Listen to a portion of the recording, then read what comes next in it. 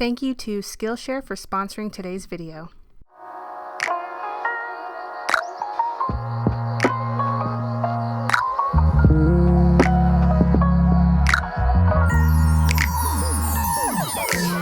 Hey everybody, welcome back to another video. So every day this week I have gotten a question every single day, and that question is, what kind of printer do you use, or some type of printer recommendation. And so I figured, I have never done like a full tech or equipment kind of video where I show you everything that I use for my candle business.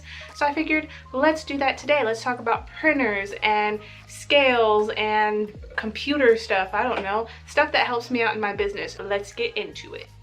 So before we move on, I wanted to tell you guys about today's sponsors, Skillshare. So if you guys didn't already know, Skillshare is an online learning community where you can take tons of classes to enhance whatever skills you're learning at the moment. So personally, I've taken like video editing for DaVinci Resolve, the editing program, and I've learned how to color grade and do some really cool stuff there. And for fun, I've taken some watercolor classes just for relaxation. So most classes on Skillshare are under 60 minutes with short lessons to fit any schedule, which I found very helpful, especially when you have a busy solopreneur schedule. So Skillshare is created specifically for learning, meaning there's no ads and they're always launching new premium classes. And it's less than $10 a month with an annual subscription. If you guys are interested in taking any Skillshare classes, the first 1,000 people to use the link in my description will get a free trial of Skillshare Premium membership. Thanks again, Skillshare, and let's get back to the video. All right, the first stop on the tech tour is the infamous printer that I get asked about all the time. This is the Epson Et2720, and I got this printer, I'm gonna say 5 months ago, but if I'm wrong, I'll put the correct date on the screen. About 5 months ago, I got this printer, and it is just amazing. It's a workhorse. I would totally recommend it. So I actually just changed the ink for the first time today, and I used this generic ink that I got from, I'll put the website that I get my ink from. So I use this ink, and the cool thing about this ink is that they also sell like these ink refill kits. So you can even refill this little bottle and with a needle and some ink. So you would just use the needle to squirt additional ink into this bottle so that you can fill up your printer. So it's so good on the wallet, because before I got this printer I was spending so much money on ink and it wasn't even funny. So highly recommend the Epson Et2720. All right, the next item on the tour is going to be my thermal label printer. I like this label printer. I chose the Rollo over the Dymo because I believe the Rollo was cheaper, first of all. And also, if I'm not mistaken, the Dymo uses proprietary labels. So I could be mistaken. Correct me if I'm wrong. So I wanted to get the Rollo because I could just buy any old label and put it in here. So I use this for 4x6 shipping labels, and I also use it for, like, I have these 1x3 labels that I can put in there, and also these 2x3 labels I use.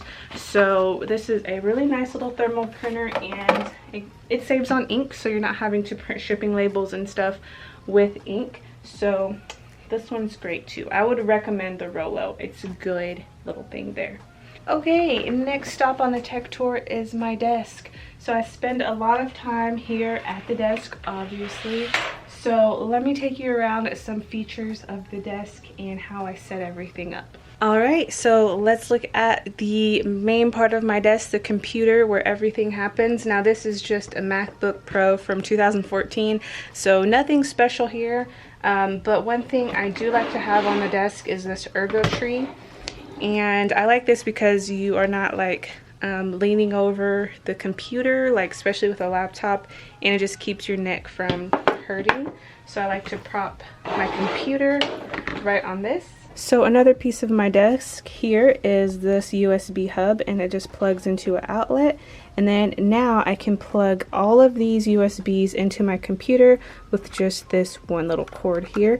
So now I don't have to, I used to have to plug things in, unplug them, so now I don't have to deal with that. Everything's plugged in. Alright, so another piece of equipment you'll see on my desk a lot is my iPad. I bought this secondhand, so I bought my computer and my iPad from a thrift store I trusted, because we actually knew the people that worked there, so I had no problem buying tech from them.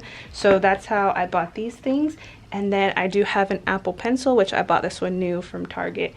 So what I like to do with my iPad is I like to use it as a second screen. So let me show you how I do that. I've kind of shown you guys the Do It app before, I think, but I don't think I've really shown you how to like connect it and all of that. So once you download the Do It app on your iPad, and I believe it is a paid app, I paid one-time fee.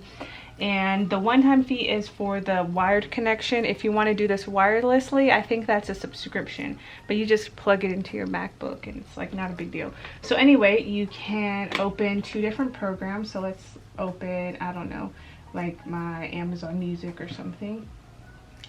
So I do this a lot when I'm watching YouTube, or I'll just go ahead and I'll drag, so you can just drag it in here and it's like your second monitor.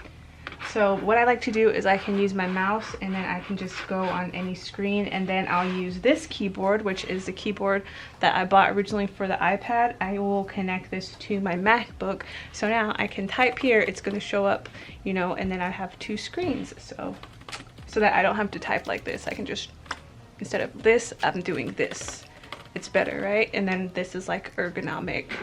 So one thing to note when you do set this up, that you're gonna have to go into the settings on your MacBook and make sure that you like put the appropriate screen. So if your screen is gonna be here, you need to tell your MacBook that your second screen is right here, so that when you move your mouse around, the mouse knows where to go, pretty much. Let's talk about some stuff that's totally unnecessary, but I kind of love having. So this is my coffee heater, because I love coffee. I'm addicted. So basically I can just put a cup of coffee on here and it's going to keep it hot.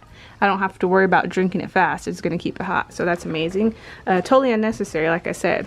Also a Bluetooth mouse, because using a trackpad up here is annoying. So you can have a Bluetooth mouse. This one's actually USB and it's plugged into my USB hub there. So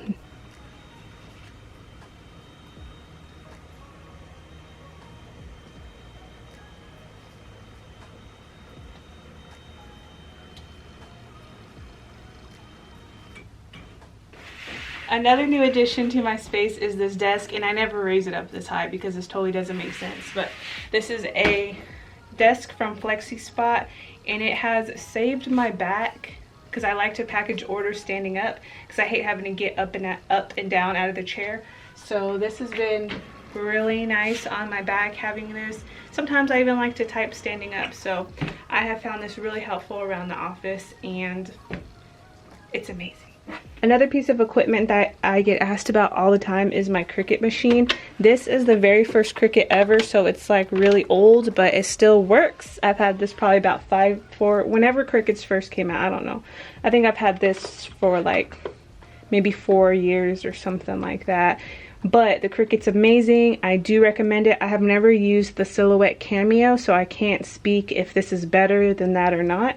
But I do love using the Cricut. Now there are some things that I wish were better. I wish the design space was a little bit better. A lot of people do have trouble cutting with glossy paper.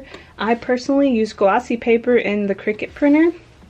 So I use paper from onlinelabels.com, and it's glossy, and I have no issue cutting the glossy paper, but a lot of people do have issues. So I think the newer Cricuts, the sensor, it might have issues cutting the glossy paper, but but it doesn't, you know, happen for me, which I'm lucky. So, oh, the original like little paper is still in here. I never knew this was here. Oh my god. Okay, so now that we've talked about some stuff around the office that I have, I'm actually going to go specific into candle stuff. And I guess you can call this like equipment or whatever, I don't know. So I know there are tons of different like thermometers and scales to use. So I personally prefer the little probe thermometers when I'm making candles, because it's, you know, it just goes into the container. There's also a setting on this particular thermometer, so you can set an alarm when your wax reaches a certain temperature. So mine is set at 190. So when the wax is getting too hot, it's going to alarm. And then I have the the temp of the probe. And then also there's a timer on here, so I can just push a button and then the timer for 2 minutes will start, so I can stir, and then it's going to tell me when to stop stirring. Another piece of equipment that I have for making candles and just my candle business in general is a shipping, mine's kind of grungy, but it's a shipping scale. So I like this scale. When I first started making candles, I was just using a kitchen scale, but then when I started doing wholesale orders, now I'm dealing with orders that are really heavy, and the kitchen scale was just not going to cut it, so I had to go ahead and jump in and get a shipping scale. These are a little bit pricier, $40 or so, around that. I think I paid around $40, almost $40 for this one on Amazon. But it has been a lifesaver, because if you have a really heavy package, you can just read, like, this thing is not attached to the scale, so you don't have to worry about like looking at the number. I used to have to do that, try to like guess like what was on this scale. So this is really handy.